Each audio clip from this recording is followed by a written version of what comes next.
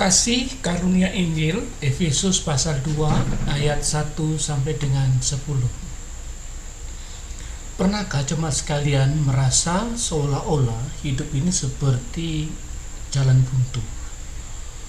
Kita mencoba berbuat baik tetapi selalu gagal. Kita berusaha mencari kebahagiaan, tetapi yang kita temukan hanyalah kehampaan. Pada kesempatan yang lain, kita juga merasa seperti berada di tempat yang gelap, tanpa arah, tanpa harapan. Dalam kehidupan ini, ada banyak hal yang membuat kita merasa tak berdaya. Entah itu dosa, kesalahan masa lalu, atau tekanan dunia.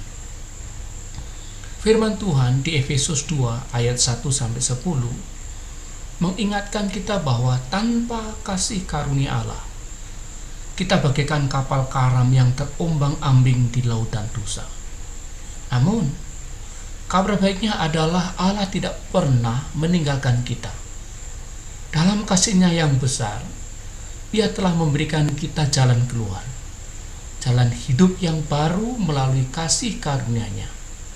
Hari ini, kita akan bersama-sama menyelami betapa luar biasanya kasih karunia Injil itu yang tidak hanya menyelamatkan kita, tetapi juga mengubah hidup kita untuk selamanya. Dari bacaan ini ada 3 bagian yang kita pelajari: hidup kita dahulu, hidup kita sekarang, dan hidup di dalam kasih karunia Injil. Hidup kita dahulu ada ayat 1 sampai dengan ayat yang ketiga. Pada Efesus 2 ayat 1 sampai dengan 3, Rasul Paulus menggambarkan keadaan manusia bukan hanya sekedar sakit atau terluka, tetapi mati dalam pelanggaran dan dosa. Akibatnya, manusia secara total tidak mampu lagi menyelamatkan dirinya sendiri dan menyenangkan Tuhan jika tanpa kasih karunia Tuhan.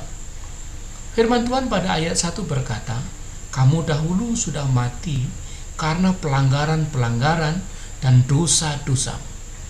Dari kata "karena", kita dapat menarik kesimpulan adalah satu-satunya penyebab kematian kita adalah pelanggaran-pelanggaran dan dosa-dosa kita.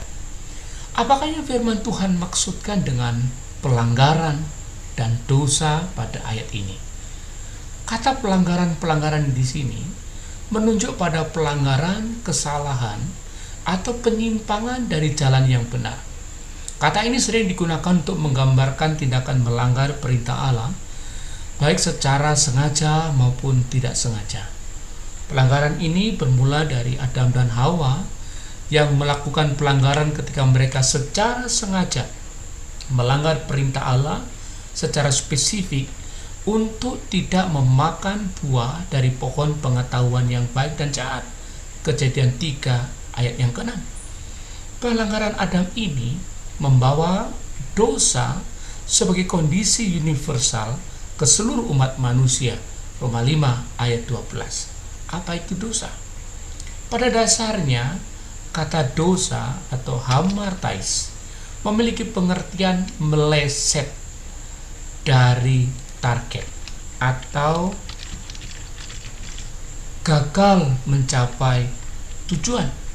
Dalam konteks Efesus 2 ayat 10, kata ini menunjuk pada dosa secara umum, baik sebagai sifat bawaan atau keadaan berdosa, maupun perbuatan dosa atau tindakan itu sendiri.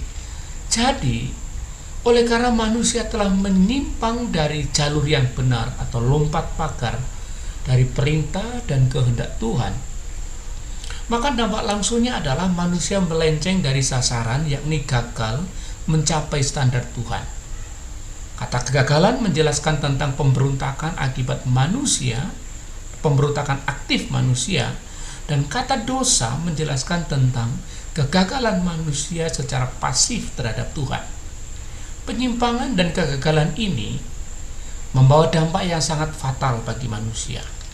Manusia terpisah dari sumber kehidupan yang sejati, Yesaya 59 ayat 2. Kondisi manusia menjadi semakin buruk dan tidak dapat lagi bersekutu dengan Allah yang kudus, Roma 3:23, dan manusia secara alami mati dalam dosa. Bukan hanya karena apa yang kita lakukan, tetapi karena apa yang kita warisi dalam natur manusia. Mazmur 51 ayat 7, Roma 5 ayat 12. Apa yang dapat manusia lakukan setelah hidupnya terpisah dari sumber kehidupan yang sejati? Kita menemukan jawabannya pada ayat yang kedua. Kamu hidup di dalamnya karena kamu mengikuti jalan dunia ini, karena kamu mentaati manusia penguasa kerajaan angkasa, yaitu roh yang sekarang sedang bekerja di antara orang-orang durhaka. Setiap manusia sekarang setelah jatuh dalam dosa hanya bisa hidup di dalamnya. Kata hidup peripateo di sini menunjukkan pola hidup yang terus-menerus atau kebiasaan yang mencirikan keberadaan seseorang, yaitu terus-menerus berjalan mengitari dan menghidupi pelanggaran-pelanggaran dan dosa-dosanya. Hal ini dijelaskan secara lebih rinci pada kalimat selanjutnya, yaitu ayat 2b, kamu mengikuti jalan dunia. Hidup dalam hawa nafsu daging di ayat yang ketiga. Mengikuti jalan dunia berarti mengadopsi nilai-nilai, standar, pengajaran, dan pengejaran dunia yang secara mendasar bertentangan dengan Allah. Hidup menurut dunia berarti hidup seolah-olah Allah tidak ada. Dengan demikian, mengikuti jalan dunia berarti hidup menurut nilai-nilai dunia yang menolak otoritas Allah dan tidak peduli terhadap kehendaknya.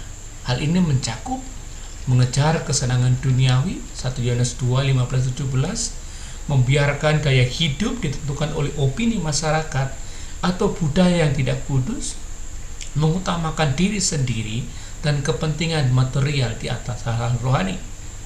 Nah, yang kedua, saudara-saudara, pengejaran-pengejaran ini tentang dosa tadi itu, kamu mentaati penguasa kerajaan angkasa, yaitu roh yang sekarang sedang bekerja di antara orang-orang durhaka, ayat yang 2c. Penguasa kerajaan angkasa di sini merujuk kepada setan yang dalam surat-surat Paulus seringkali digambarkan sebagai penguasa dunia. 2 Korintus 4 ayat 4 misalnya.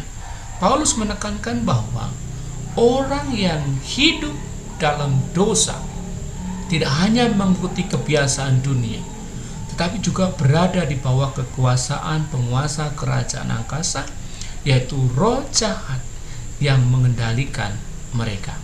Dampak langsung dari kehidupan yang terus bertekun dalam pelanggaran dan dosa oleh karena telah terpisah dari Tuhan sebagai sumber hidup yang sejati adalah setiap manusia harus menerima murka Allah. Ayat yang ketiga. Nah, ayat yang keempat dan 9 itu berbicara tentang hidup kita yang sekarang. Kabar baiknya adalah Tuhan itu kaya dengan rahmat. Firman Tuhan pada ayat yang keempat berkata, tetapi Allah yang kaya dengan rahmat, oleh karena kasih-Nya yang besar, yang dilimpahkannya kepada kita. Tuhan oleh karena kasih-Nya yang besar, melimpahkan karunia, kasih karunia atau mercy kepada kita. Apa itu kasih karunia? Kata kasih karunia diterjemahkan dari kata elei, secara harfiah berarti belas kasihan atau kemurahan hati yang datang dari hati yang penuh dengan kasih. Jadi oleh karena Tuhan memiliki kasih yang besar, maka Tuhan memberikan belas kasihan, di mana Tuhan secara aktif mengasihi dan menolong manusia berdosa. Dalam kasih-Nya yang besar, Allah mengangkat umat-Nya dari penderitaan akibat dosa dan memberikan kesempatan untuk mengalami pemulihan dan hidup baru dalam Kristus. Bentuk kasih karunia Tuhan terhadap manusia berdosa dijelaskan pada ayat 5 sampai dengan ayat yang ke-9. Yang pertama, Tuhan menghidupkan kita bersama-sama dengan Kristus sekalipun kita telah mati oleh kesalahan-kesalahan kita. Oleh karena kasih karunia kamu diselamatkan, ayat yang kelima. Pertama-tama, Tuhan memiliki kasih karunia, yaitu belas kasihan atau kemurahan hati yang datang dari hati yang penuh belas kasihan terhadap manusia yang berdosa. Kasih karunia itulah yang memungkinkan Tuhan memberikan anugerahnya, charis namanya, sehingga kita dibangkitkan bersama-sama dengan Kristus. Kata anugerah atau charis memiliki pengertian bahwa Tuhan berinisiatif memberikan pertolongan kepada manusia berdosa sehingga hidup manusia berdosa dapat diperbaharui dan dikuduskan. Pertolongan ini semata-mata karena kasih karunia-Nya dan tidak ada sedikit pun jasa manusia untuk mendapatkannya. Dengan demikian, keselamatan adalah tindakan penyelamatan Allah yang sepenuhnya tanpa campur tangan manusia dan ditujukan kepada mereka yang terhilang karena dosa mereka. Jadi, meskipun kita mati dalam kesalahan-kesalahan kita, tidak ada alasan bagi kita untuk berputus asa sekarang. Karena Allah dalam kasih-Nya tidak hanya menyelamatkan kita, tetapi juga menghidupkan kita bersama Kristus. Kita yang dulu terpisah dari sumber hidup, dibangkitkan dengan Dia untuk hidup yang baru. Sebuah kehidupan yang bukan berasal dari kita, tetapi dari kasih karunia Allah yang melimpah. Bentuk kasih karunia yang kedua itu ditunjukkan di ayat yang keempat, di mana Tuhan, ayat yang keenam, di mana Tuhan membangkitkan kita juga dan memberikan tempat bersama-sama dengan Dia di surga. Kebangkitan di sini bukan hanya tentang kehidupan setelah kematian, tetapi tentang hidup baru yang dimulai saat seseorang percaya kepada Kristus. Ini adalah kebangkitan rohani yang memungkinkan orang percaya untuk hidup sesuai dengan kehendak Allah dan memiliki hubungan yang intim dengannya. Dan bukan hanya itu saja, kata memberikan tempat bersama-sama dengan Dia di surga menggambarkan keadaan orang percaya yang tidak hanya dipulihkan secara rohani, tetapi juga diangkat ke posisi yang lebih tinggi dalam hubungan mereka dengan Kristus, yaitu di surga. Surga di sini merujuk kepada kerajaan Allah, tempat kediaman Allah yang memiliki otoritas atas seluruh ciptaannya. Dengan kata lain, orang percaya yang dibangkitkan rohaninya juga diberikan status dan posisi yang baru bersama Kristus dalam kerajaannya. Posisi ini adalah posisi kemenangan dan kedamaian yang diberikan kepada orang percaya karena persatuan mereka dengan Kristus yang sekarang duduk di sebelah kanan Allah. Oleh karena itu, orang percaya juga duduk bersama dengan Kristus di tempat yang tinggi ini bersama dalam otoritas dan kemenangannya. Tujuan Tuhan memberi kita tempat bersama-sama dengan Dia di surga adalah agar kita dapat melihat kekayaan kasih karunia-Nya dan yang melimpah-limpah sesuai dengan kebaikannya terhadap kita dalam Kristus Yesus. Ayat 7. Apa saja kekayaan kasih karunia-Nya? Ayat 8 dan 9 jawabannya. Yang pertama, oleh karena kasih karunia atau anugerah atau charis tadi, kamu diselamatkan oleh iman. Yang kedua, iman yang menyelamatkan itu bukan hasil usahamu, tetapi pemberian Allah. Itu bukan hasil pekerjaanmu. Oleh karena itu, jangan ada orang yang memegahkan diri. Akhirnya, saudara-saudara, jika Tuhan dalam kasih-Nya yang besar telah menunjukkan kasih karunia-Nya, belas kasihan atau kemurahan hati yang datang dari hati yang penuh dengan kasih, sehingga oleh anugerah-Nya kita yang seharusnya binasa oleh karena pelanggaran-pelanggaran dan dosa-dosa justru dihidupkan bersama-sama dengan Kristus, dibangkitkan dan didudukkan bersamanya di surga. Maka pertanyaan bagi kita sekarang adalah, apakah yang sesungguhnya Tuhan inginkan untuk kita lakukan selama kita masih hidup di dunia ini? Kita menemukan jawabannya pada ayat 10. Karena kita ini buatan Allah, diciptakan dalam Kristus Yesus untuk melakukan pekerjaan baik yang dipersiapkan Allah sebelumnya. Ia mau supaya kita hidup di dalamnya. Sebagai orang yang sudah diselamatkan, kita bukan hanya diselamatkan dari dosa dan kematian, tetapi juga diselamatkan untuk hidup dalam tujuan Allah. Pekerjaan baik yang dimaksudkan di sini adalah sebuah tanggung jawab dan berkat. Kita diundang untuk hidup sesuai dengan siapa kita sebenarnya, ciptaan baru dalam Kristus yang melakukan pekerjaan yang sudah dipersiapkan Allah. Pekerjaan baik itu tidak bisa dipisahkan dari identitas kita dalam Kristus dan harus mencerminkan karakternya. Pekerjaan baik ini tidak hanya merujuk pada perbuatan-perbuatan moral atau sosial, tapi lebih pada perbuatan yang sesuai dengan kehendak Allah yang diungkapkan dalam firman-Nya.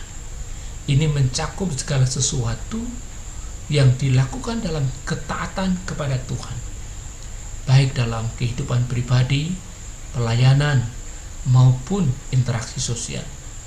Pekerjaan baik ini bukanlah hal yang biasa bisa kita pilih atau dilakukan atau tidak, melainkan bagian dari panggilan kita sebagai ciptaan baru di dalam Kristus. Ini adalah hidup yang sepenuhnya diubah oleh kasih karunia Allah yang mengundang kita untuk berpartisipasi dalam pekerjaannya yang lebih besar.